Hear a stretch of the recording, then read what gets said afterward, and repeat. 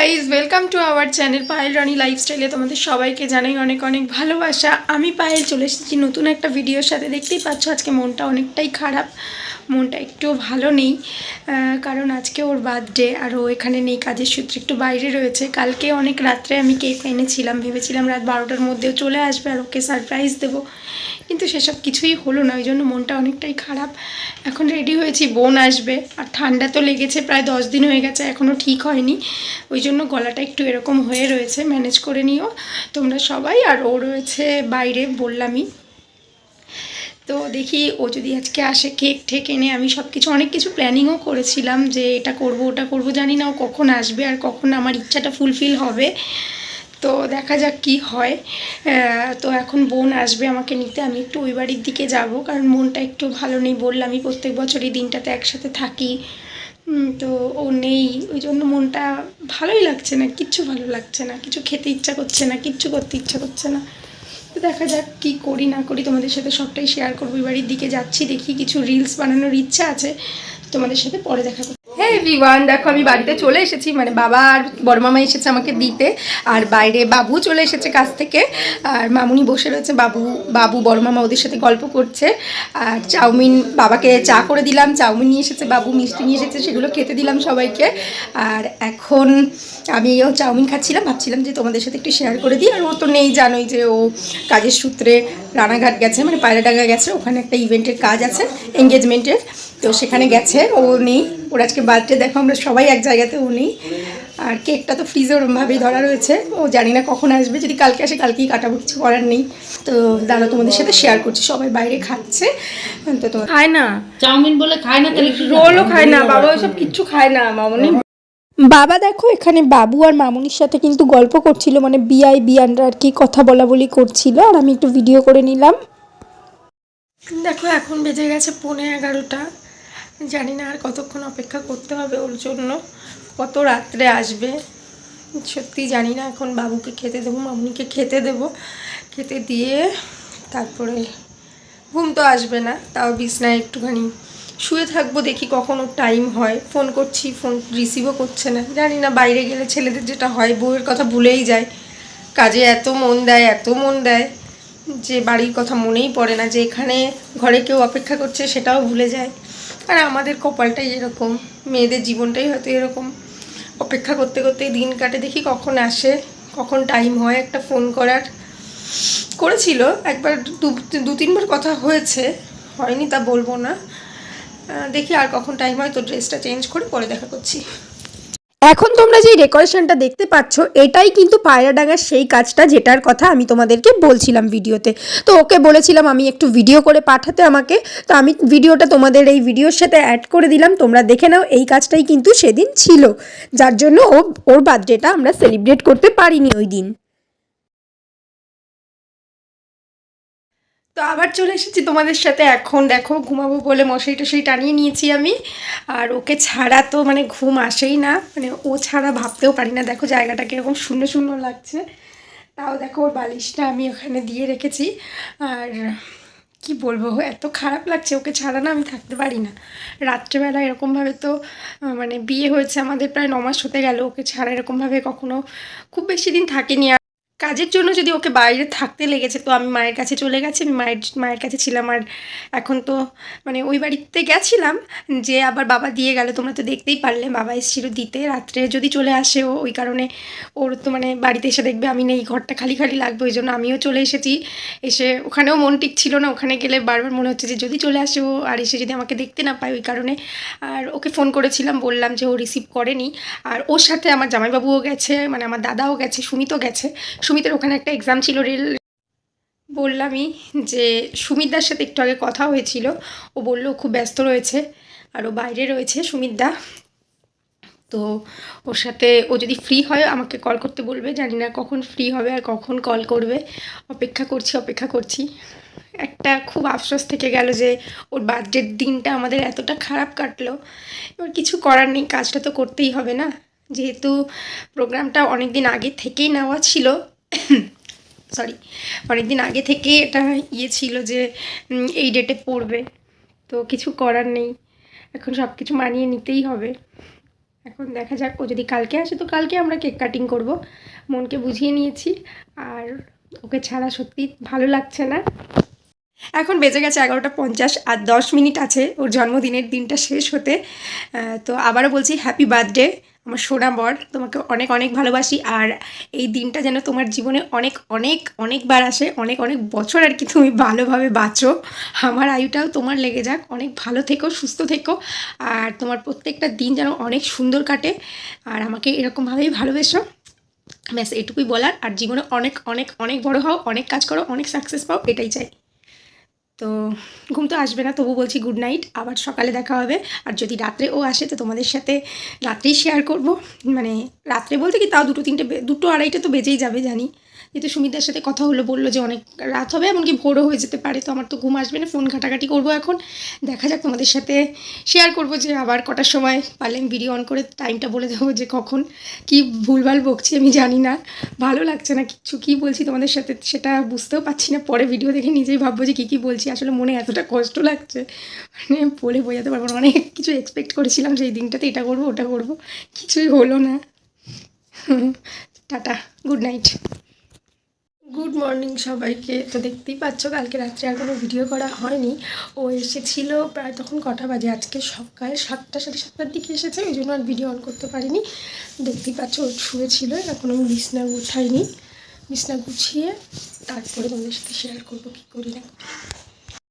এখন বাজে প্রায় 4:30, আর ও গেল সোদপুরের দিকে। আমি তাড়াতাড়ি করে, আমার পাশের বাড়ির একটা দেওর আছে অঙ্কিত, তো তোমরা আগের ভিডিওতে তো ওকে দেখেছো, ওকে কয়েকটা জিনিস আনার ছিল, সেগুলো আনতে পাঠালাম। আর এখন আমি বেলুনগুলো সব ফোলাবো, ওই কারণে তাড়াতাড়ি করে রেডি করছি। ও আসার আগে আগে সব কিছু রেডি করতে হবে, তো পরে দেখা করছি। তো দেখো আমি বেলুন ফোলানো শুরু করে দিয়েছি। আমার তো বেলুন ফোলানো হতেই গেল, আর অঙ্কিতের আসার এখনও টাইম হয়নি। তো দেখো এখন ঘর তো পুরো সাজানো আমার হয়ে গেছে। এখন ফোন করে দিদিকে, মাকে আসতে বললাম, তিতলিকেও আসতে বললাম, দেখা যাক কতদূর কী করা যায়। আমি এখন বেডশিটটা চেঞ্জ করে এখন রান্নার ওইদিকে যাব। দেখো এখন চিলি চিকেন ফ্রাইড রাইস রান্না করা হচ্ছে, দিদি আর আমি রান্না করছি। দেখো এখানে সব কিছু কোটা টোটা কমপ্লিট, আর ওরা বাইরে বসে রয়েছে।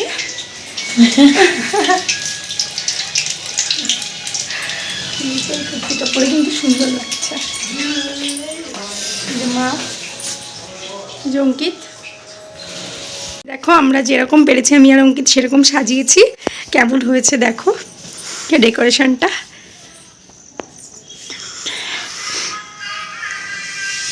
কাজ করতে করতে আমি কিন্তু ড্রেসটা চেঞ্জ করে একটু রেডি হয়ে নিয়েছিলাম তাড়াতাড়ি করে। দেখো এই যে ক্যান্ডেলগুলো সাজাবো, কেক আমি বের করে এসেছি। দেখো এসে আসবা, ক্যান্ডেলগুলো সাজাই, সাজিয়ে পরে তোমাদের সাথে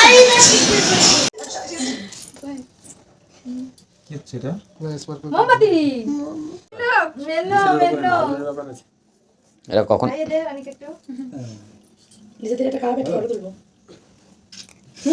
আগুন নিবেলে, মোমবাতি নিবেলে না ফু দিয়ে একটু নেবানোর চেষ্টা তো করো, না ফু দিয়ে তাহলে মোমবাতি জ্বালাতে কেন? কে কি বা কাটলি কেন? কেন এরকম করে নেবে না? ওরকম নিবে না, না না ফুদি যাবে না, নেভাতে নেই তো।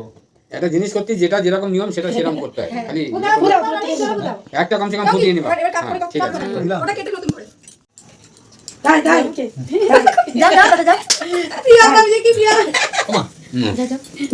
অতটা দিস না বাবু।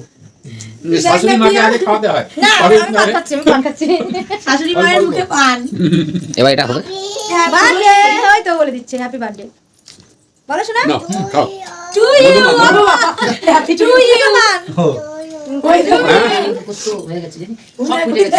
খাবি দেবে না দিদি দাও দিদি এই যে আমি আছি, আমি দিচ্ছি মা বকেছে তাই বলছে না না এই যে এই তো যাবে এই ওই স্প্রেটা মেরে দে। এবার চশমাটা খুলো, না না চশমা খুলো, চশমাটা খুলো। ভিডিও বানাতে তো কি আছে ভিডিও কেউ ভালো যেতে না। ফটো দিদি ফটো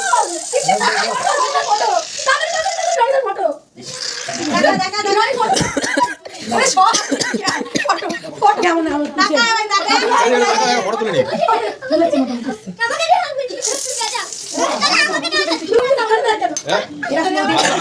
এখন দেখো সবাই খেতে কিন্তু বসে পড়েছে সবাই। আচ্ছা তোমরা কি দিয়ে খাচ্ছ?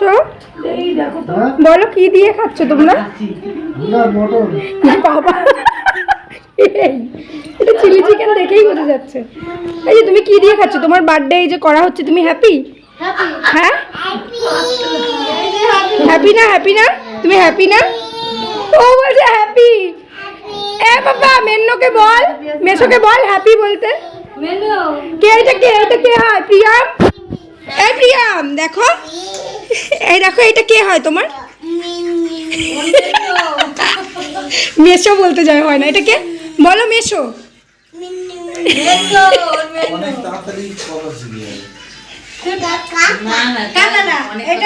পাপা একটু বলো হ্যাপি বার্থডে টু ইউ মেসো।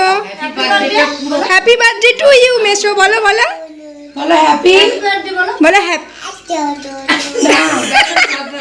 এই ঠিক করে বলো, ঠিক করে ঠিক করে, এই দেখো একটু বলো ঠিক করে। হ্যাপি বলো, হ্যাপি বলো হ্যাপি বার্থডে টু ইউ মেসো।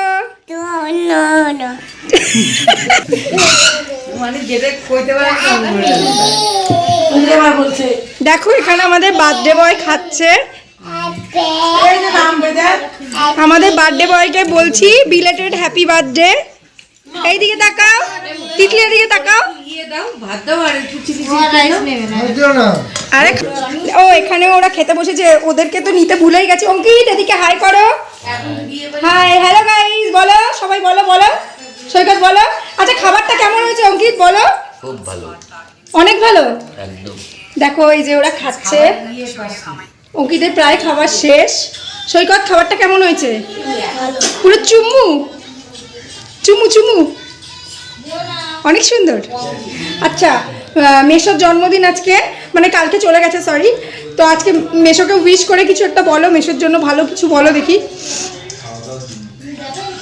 বলো তুমি বলো। Happy birthday. আর আর আর আর ভালো থাকার বিশেষ। তুমি সারা জীবন ভালো। ও বাপ রে, দেখো আমাদের অঙ্কিতই বললো। সৈকত বলবে কিছু? বলবে? বলবে না।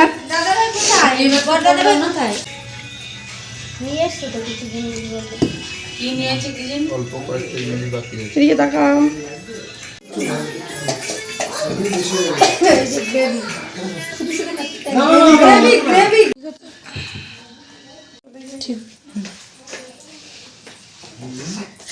একটু রাইস দেবো?